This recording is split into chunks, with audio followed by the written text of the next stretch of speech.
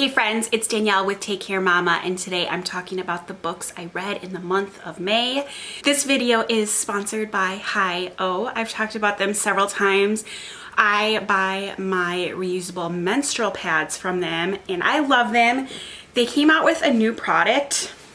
They came out with menstrual panties. I think the big brand is Thinx that kind of started this revolution, and I do have one pair of Thinx. I have to say, I unboxed this and they're very soft and thick and comfy, which is great. But my first thought was, these are really gonna show the panty line. So I thought, okay, I'll just use these when I'm, at home and don't care. I can't believe it. I wore one of these yesterday with really tight yoga pants, and you really couldn't see anything at all. I don't really understand it.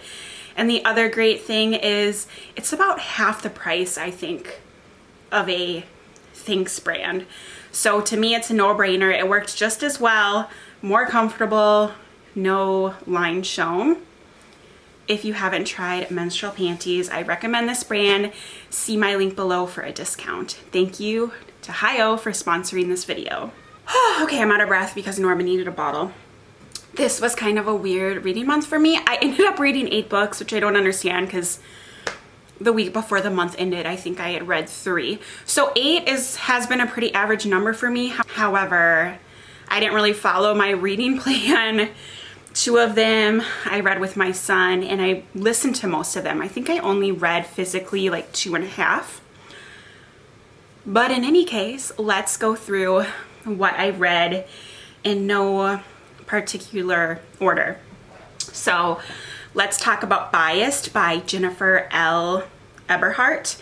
This is a nonfiction book. I listened to it on Libby and I gave it a 4 stars. I liked this. So it's about our biases, especially when it comes to race, and the author is very knowledgeable in this. She has her PhD. She is a Black American woman and also has a lot of anecdotal stories. So I thought it was a good balance of like stories of real things which are anecdotal but can kind of touch us easier, and then the science to support it. And I really enjoyed it. I learned a lot and I recommend this. The next is Atomic Habits by James Clear. This has been a really popular book. I'm pretty sure it came out last year in 2020. And I gave it a 4 stars. Again, I listened to it on my Libby app. And although I loved it, I don't know if I have a ton to say about it. If you want to create a new habit or make some changes, he gives a lot of like tangible advice of what to do and why the science backs up what he says. I really liked it. The next is The Power of Myth by Joseph Campbell with Bill Moyers. I came across Joseph Campbell probably a couple years ago now. There's a documentary on Amazon Prime called, I don't remember what it's called. I can link it below if you're interested. So he is no longer with us. He studied myths and stories throughout humanity. He was just an expert on myths, and he is known for the hero's journey. It was his opinion through his research and compilation that most stories, myths, religions, you name it, follow a certain beat called the hero's journey. So we start in an ordinary world. By the way, Star Wars follows that to a T, and he was actually friends with the Star Wars creator, which you're supposed to know his name, but I don't. I've never seen Star Wars, you guys, but now I kind of want to. So the hero's journey, the story starts, and there's an ordinary world. It's a little bit dull. The hero's called to an adventure. They usually say no first, and then they're forced into the adventure. And there's trials and tribulations. They learn a lot. They grow. They kind of die either physically or metaphorically and are reborn with this new knowledge and purpose, and then they return back to their ordinary world and hopefully, or they do, teach others about what they learned. And this was an interesting book. It's kind of done in interview style with this Bill Moyers interviewing Joseph Campbell. I just learned a lot about different myths from a plethora of societies. I'm really into myths right now. And I obviously have this physical copy, but I listened to it as well.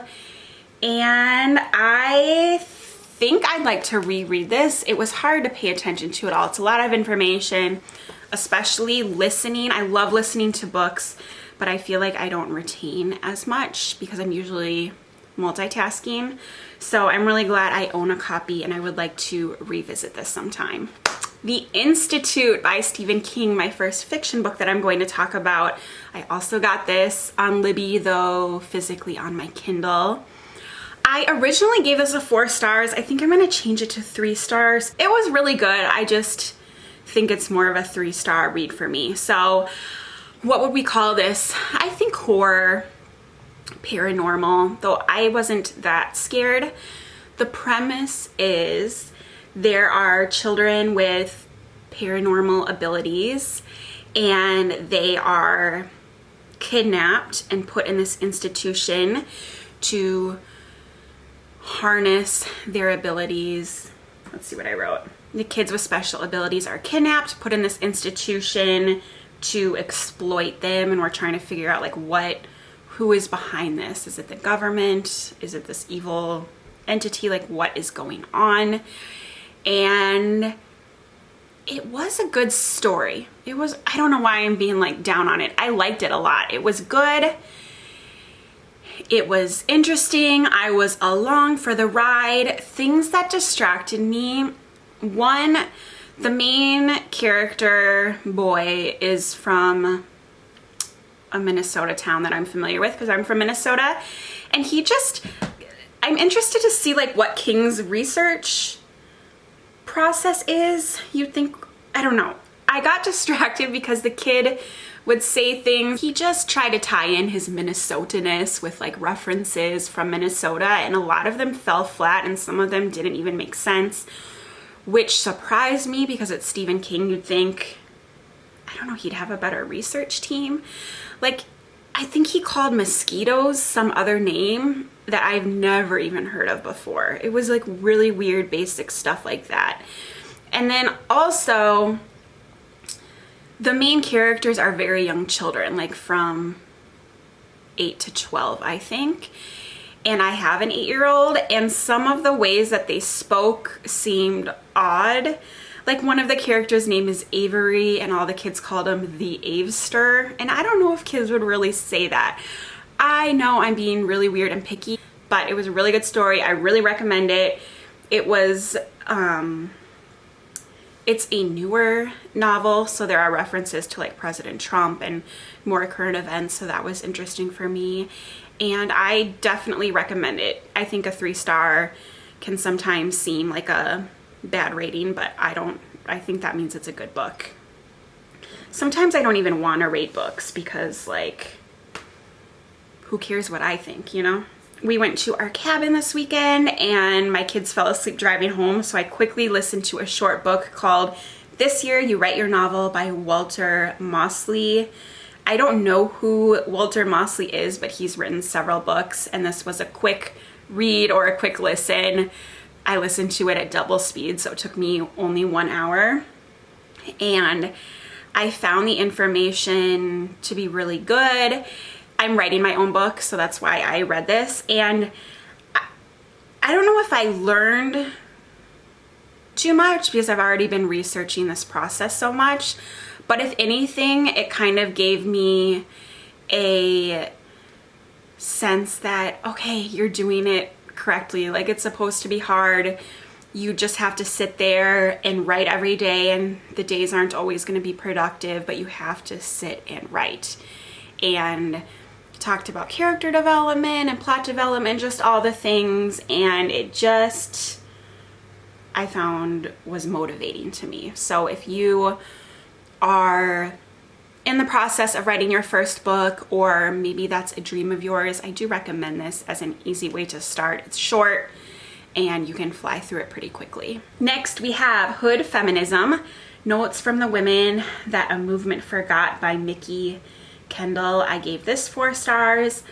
I took a political science class my senior year. This class stands out to me more than any other class in college. It was called Sex, Gender, and Power. So very feminist in nature. And my professor, one of my main takeaways from that class is if you call yourself a feminist, you really also need to be looking at women of color, minority issues, because they go hand in hand. And in this book, the author is making the case that many white women who call themselves feminists have kind of elevated their position at the expense of Black women and people of color. And this was, I wouldn't say fun to read, but it kind of brought me back to that class and Dr. Susan Penska. And this author did a good job at making her case and talking about changes that need to be made. I really enjoyed it. The last 2 I read with James. I have one of the copies here, My Side of the Mountain, and a Ramona book, Ramona the Pest by Beverly Clearly. This is by Jean Crayhead George. Both of these were fun for me to read with my 8-year-old because I read them as a kid and I was so surprised how well they held up. They definitely showed their age. There were funny things, especially in the Ramona book, and I guess this too, just about gender roles and the moms coming to pick up the kids from school. Like, none of the moms work in the neighborhood, the dads work, and that was kind of interesting. However, they really both held up, and I love both of these because the main characters don't quite fit into a normal main kid character. Ramona is wild and she's stubborn and she makes mistakes and people laugh at her, and she gets up the next day and brushes herself off, and we see that it's okay. It's okay to make mistakes, and we see how likable she is, not despite her mistakes, but because of them in some way. So I think it's just a really good lesson. My son has ADHD, and I just love this character for him. I also love that it's a female main kid character. I think that as a boy, he's more drawn to books with boys as main characters, which is very normal and good, but I think it was fun to kind of mix it up and to talk about Ramona. I love Ramona, and I think we'll be continuing reading more from her.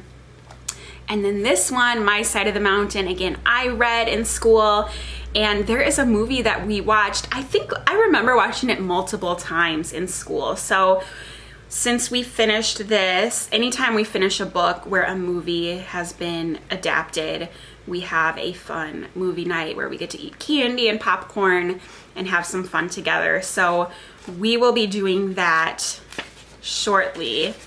Now, this book was written in 1959.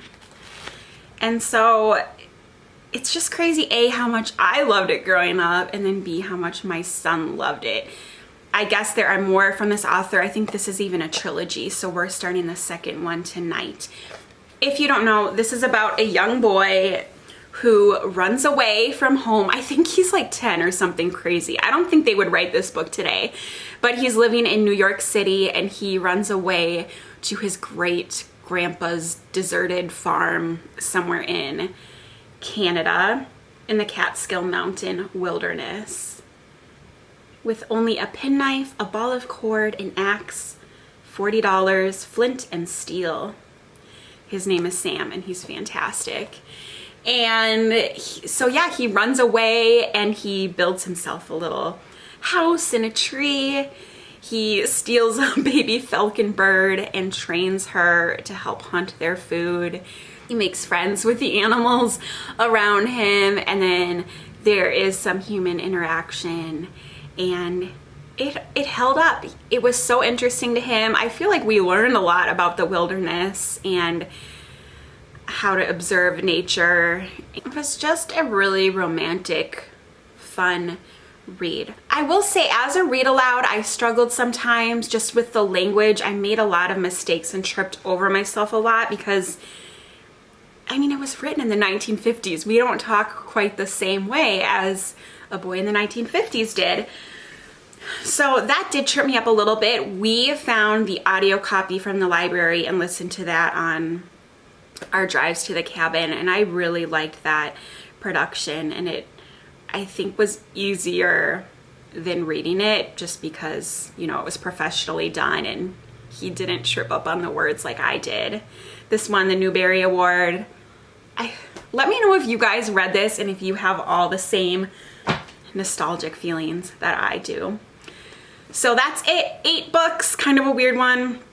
Mostly Audible, mostly nonfiction, but all in all, a pretty good month, though no 5 stars. I think this is my first month this year with no 5 stars, but that's okay, and maybe it's just showing I'm being more stingent with my 5 stars, which isn't a bad thing. Thank you so much for watching. Thanks again to Hi-O for sponsoring this video. Be sure to check out the link below and a code for a discount. Really recommend it. Have a wonderful day and take care. Bye, guys.